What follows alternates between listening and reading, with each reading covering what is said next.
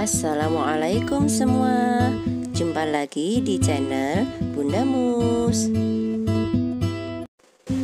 Bantu Bunda dengan cara tekan subscribe dan aktifkan tombol lonceng ya.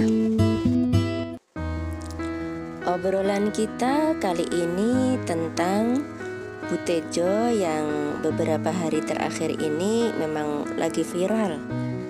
Nah, kebetulan Bunda baca-baca dan menemukan sebuah kisah yang mirip-mirip lah dengan Butejo and the Gang itu, yang insya Allah kita bisa ambil hikmahnya.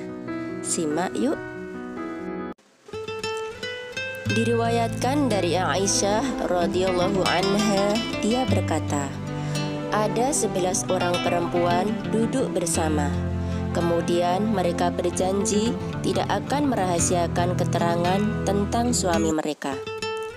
Wanita pertama mengatakan, suami saya perilakunya jelek, sombong dan kikir. Wanita kedua mengatakan, saya tidak mau bercerita tentang suami saya, karena jika saya bercerita, saya takut tidak bisa berhenti dalam menceritakan kekurangan dan kejelekannya. Maksudnya, suami saya amat banyak kekurangan dan kejelekannya. Wanita ketiga mengatakan, suami saya bertubuh jangkung. Jika saya bercerita tentang dia, saya akan diceraikan. Dan jika saya tidak bercerita tentang dia, saya tetap diperistri. Wanita keempat mengatakan, suami saya seperti malam tihamah, tidak panas dan tidak dingin. Saya tidak merasa takut dan tidak merasa bosan kepadanya. Wanita kelima mengatakan, suami saya ketika masuk rumah seperti macan, dan ketika keluar rumah dia seperti seekor singa. Wanita keenam mengatakan, suami saya makan dan minum dengan rakus. Jika tidur, berselimut sendirian tanpa peduli dengan saya. Wanita ketujuh mengatakan, suami saya jahat dan bodoh, serta penyakitnya yang satu menimbulkan penyakit yang lain. Mungkin dia akan melukai kepalamu atau tubuhmu atau keduanya. Wanita kedelapan mengatakan, suami saya selembut kelinci dan baunya seperti zarnab atau rumput harum. Wanita kesembilan mengatakan, suami saya tinggi tegap, sering menjamu tamu, dan membantu pemecahan masalah orang lain. Wanita ke-10 mengatakan, suami saya adalah Malik. Tahukah kalian apa Malik itu? Malik adalah lebih baik daripada semuanya tadi. Ontanya banyak ditempatkan di rumah dan sedikit di padang rumput. Apabila onta-onta itu mendengar suara gendang, mereka mengerti bahwa mereka akan disembelih untuk menjamu tamu. Dan wanita ke-11 mengatakan, suami saya adalah Abu Zar'in. Apa yang dimaksud dengan Abu Zar'in?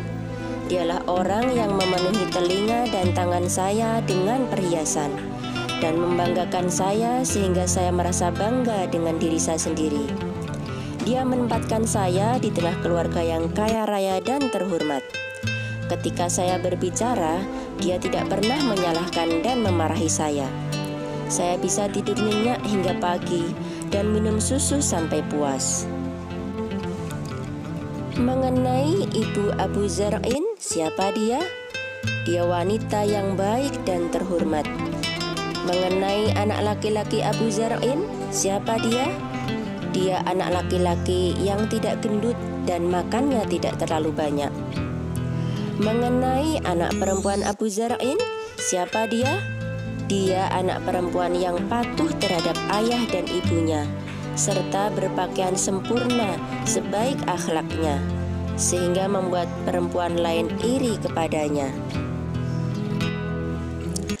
Mengenai budak Abu Zar'in, siapakah dia?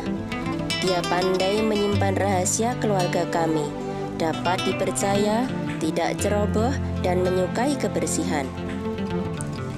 Wanita ke-11 ini melanjutkan, Suatu hari Abu Zar'in keluar dengan membawa bejana-bejana susu yang akan dijadikan mentega.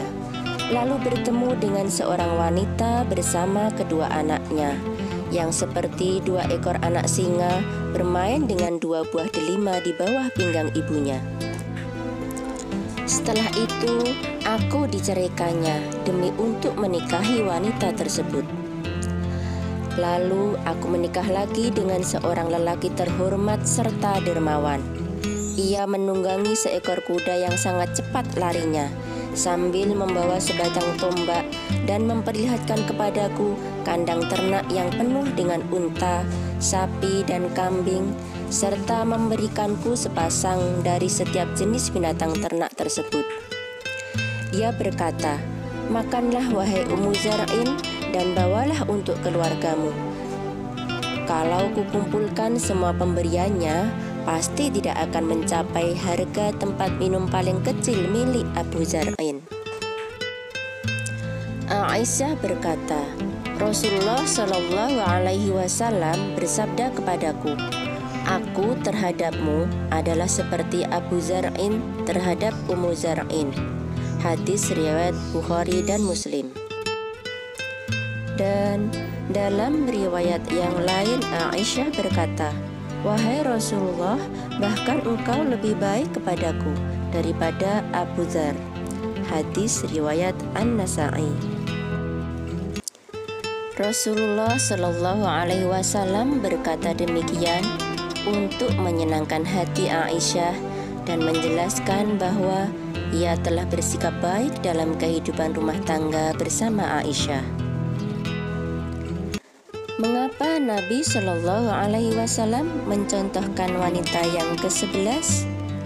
Karena meskipun Ummu Zar'in telah diceraikan oleh Abu Zar'in, tetapi ia tetap memuji dan menjaga kebaikan suaminya.